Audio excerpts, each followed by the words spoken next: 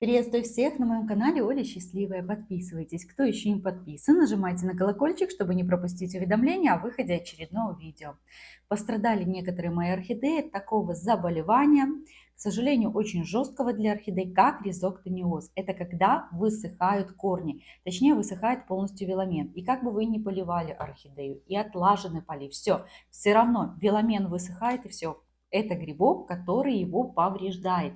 И восстановить эти поврежденные корни, вот видите, в этом, например, месте, вообще невозможно. Их можно только удалить и остановить процесс, чтобы он не шел дальше.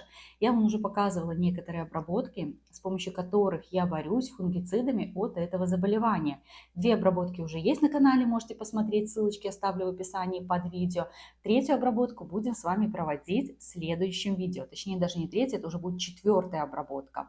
Ну а сегодня, так как вы видите, у орхидеи буквально вот эти верхние воздушные корни. И это очень хорошо, потому что благодаря ним мы можем с вами пересадить орхидею. Если бы их не было, она бы просто погибала, так как корней в горшке, скорее всего, нет. Сейчас мы достанем это, посмотрим. Листики превратились в тряпочки, видите, они прям иссохли. Но это понятно, потому что корни вот эти, несмотря на все поливы, они влагу уже не тянут, они не работают. В таком случае нам с вами поможет только пересадка. Подготовила несколько вариантов горшков. Сейчас оценим корни, в зависимости от этого выберем с вами размер. Будем и обрабатывать все корни, будем с вами орхидею сажать. Все по порядочку сейчас покажу. Достаем орхидею с горшка, точнее, правильно, мы должны снять горшок с корней орхидеи. Думаю, в этом случае это будет сделать очень легко. Видите, вот я поднимаю орхидею. Все, ну, я вижу, что там ничего нет. Ну, сделаем по правилам, снимем все-таки горшок. Авось. Хотя бы один корешок. Нет, все, она у меня уже пошла, я вижу. Смотрите, вот что превратились корни. Орхидея, это с поливом точно проблем не было. Она поливается с остальными орхидеями. Видите, а все корни, они просто иссохли. Сейчас уберу и покажу, что в горшке вот так. Высыхает веламен. И знаете, в этом случае вот эти поливы наши с вами с фунгицидами, они вообще неэффективны. Какой бы фунгицид вы ни использовали. Почему? Потому что корни не работают. И эти корни, эти фунгициды просто не тянут. Здесь только удалить, убрать вот этот грунт. Кстати, сразу говорю, я его просто выброшу. Использовать повторно не буду. Сейчас уберу этот держатель, который у меня был. Ну и сами понимаете, мы с вами все обрежем и посадим полностью орхидею на воздушные корни. Так, давайте, наверное, сразу обрежем, и я весь этот мусор вместе с этими же корнями и выброшу. Весь инструмент обязательно дезинфицируем и до, и после, чтобы потом, когда вы будете пересаживать здоровую орхидею, не занести вот это грибковое заболевание здоровой орхидеи. Сейчас. Все. Вот так. К сожалению, ризоктониоз вот так съедает прям корни орхидеи. Именно съедает. И эффективно использовать все фунгициды не вот по этим корням, которые я вам показала в грунте, а вот только вот по таким корням здоровым, которые еще могут воспринимать влагу и могут потянуть вот это противогрибковое средство. Ткань у этой шейки, видите, она просто сухая. То есть даже обрабатывать перекисью мне нечего, здесь нет живой ткани. Еще хочу обратить внимание, смотрите, пробуждается какая-то зеленая почка. Скорее всего, детка, часто орхидеи, когда погибают, начинают давать деток. На цветонос это мало похоже, но опять же разовьется, не разовьется, неизвестно. Ниточку, которую я крепила орхидею к цветоносу, чтобы она ровно размещалась, я убирать не буду. Может быть, в посадке как раз-то она мне пригодится, опять же, чтобы орхидею закрепить. И вот смотрите, у нас остались с вами корни. Орхидею обработать в этот момент очень желательно. Я беру фунгицид, использовать буду вот этот препарат Switch. Один раз орхидею уже им обрабатывала. Беру на 250 мл воды 0,5 грамма и буду разводить. Если корней у орхидеи не осталось совсем, то вам надо подобрать фунгицид и давать по листу. В таком случае, потому что корней нет, что же возьмет противогрибковое это средство? Беру полграмма, водичку и размешиваю. Таким образом, и сейчас орхидея у меня постоит хотя бы минут 10. Вот эти воздушные корни, они не очень хорошо тянут влагу.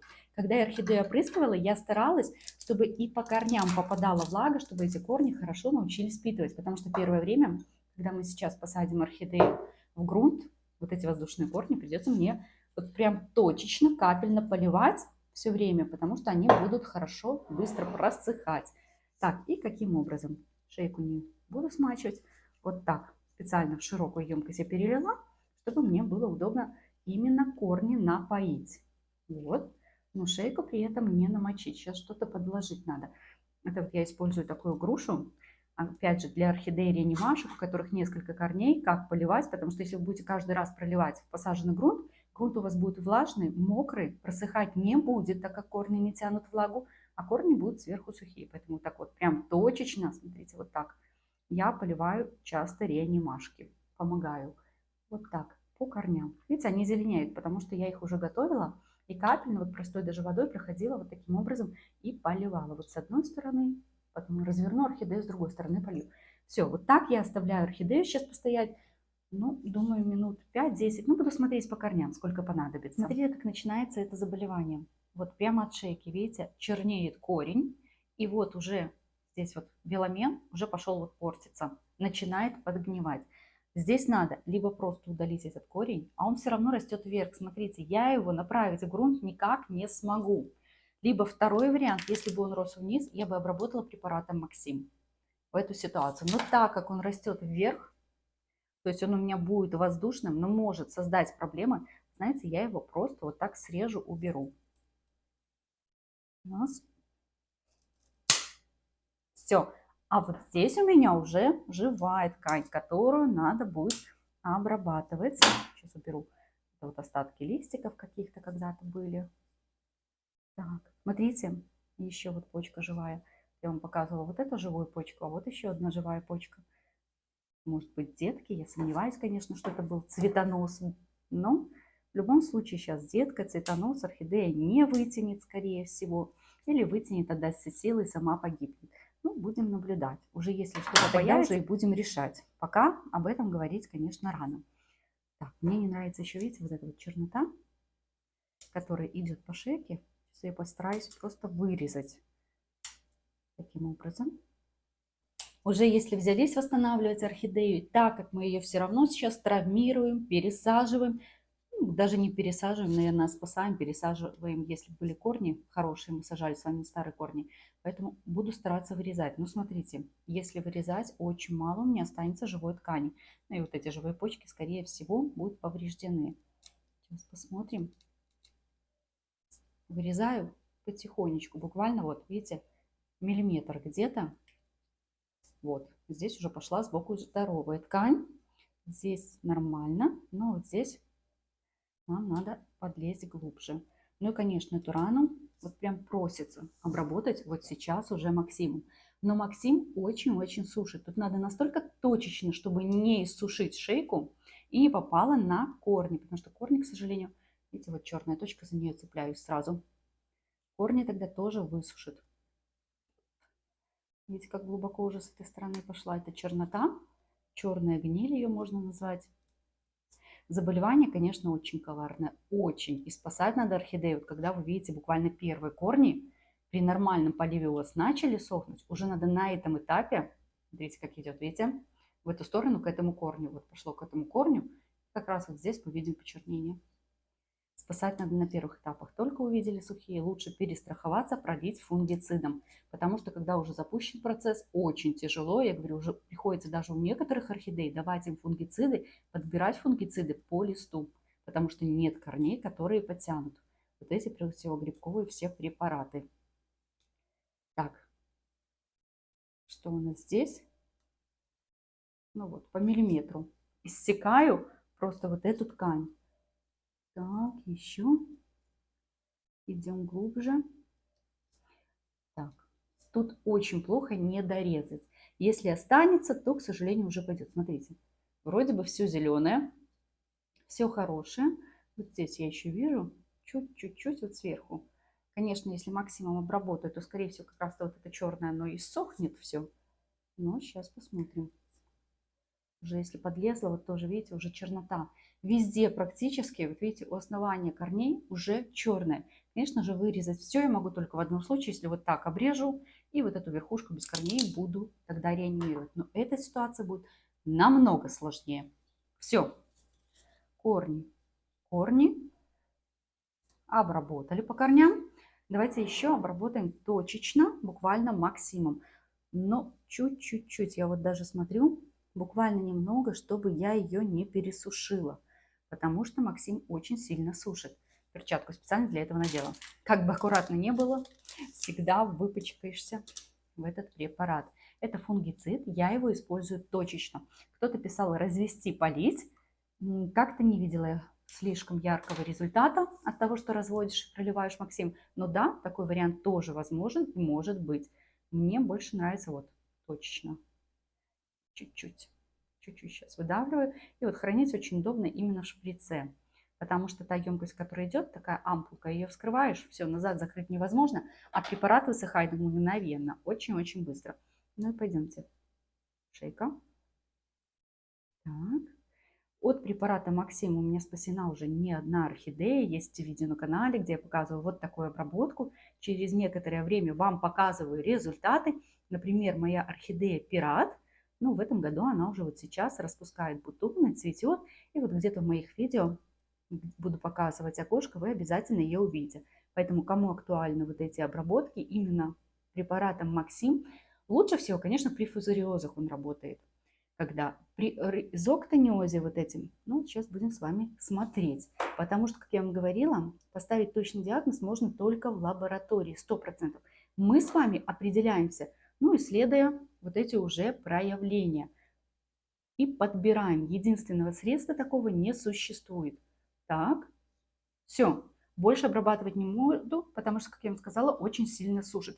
Сейчас оставляем минут буквально 5, пусть подсохнет. Я взяла полулитровый стаканчик, наделала в нем дырочки, и я вижу, что сейчас у меня корни здесь хорошо укладываются. Благодаря тому, что мы их, кстати, намочили, они более такие гибкие, не так будут быстро ломаться.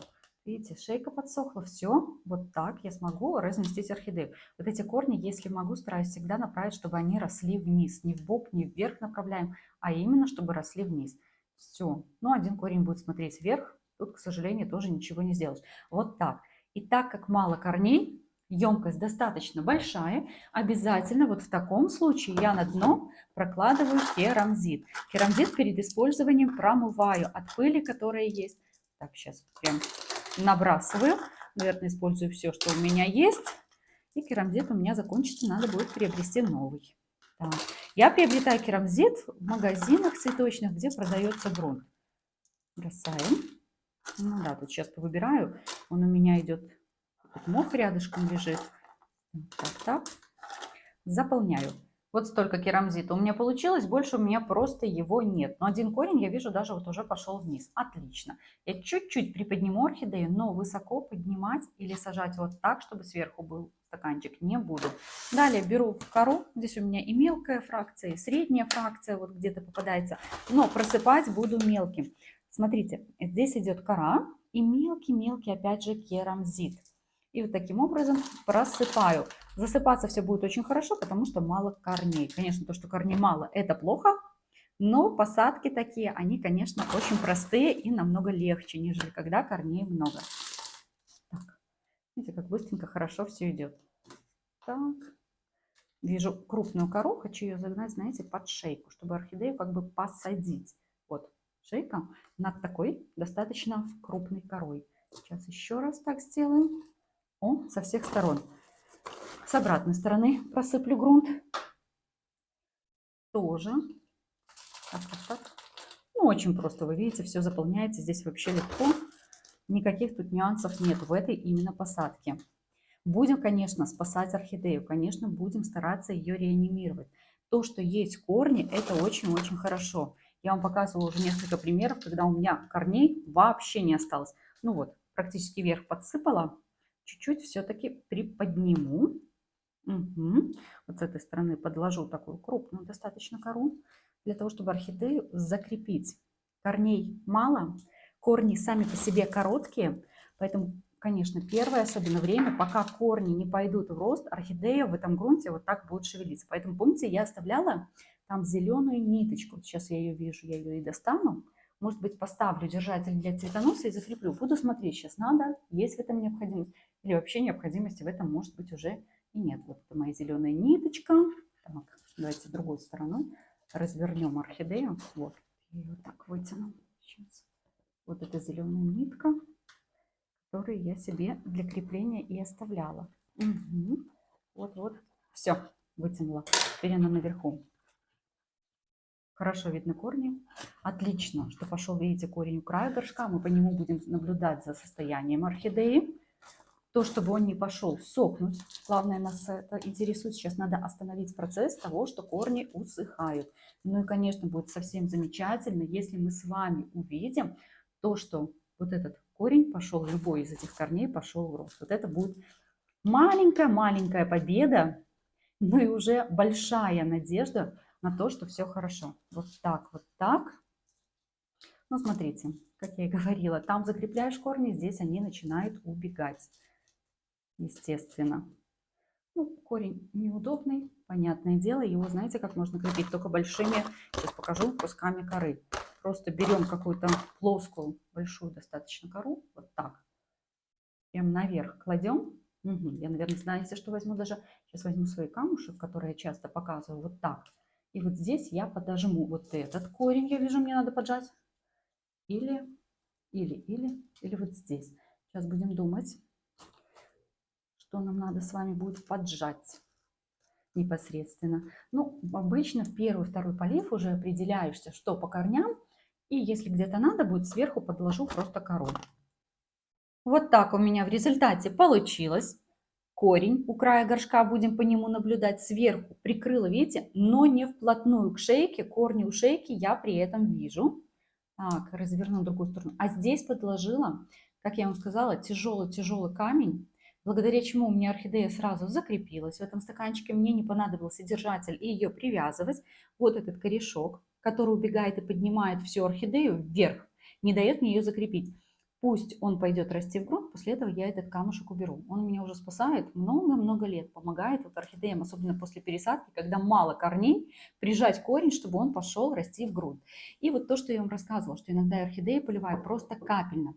Вот препарат свеч, который мы с вами разводили, он у меня остался, но оседает, очень быстро оседает. Поэтому надо перемешать еще раз. Беру вот простая груша из аптеки, и я вижу корень, да? Вот таким образом я буду орхидею поливать. Где-то у меня корни еще есть возле шейки, я вам покажу. То есть я понимаю, где у меня идут корешки.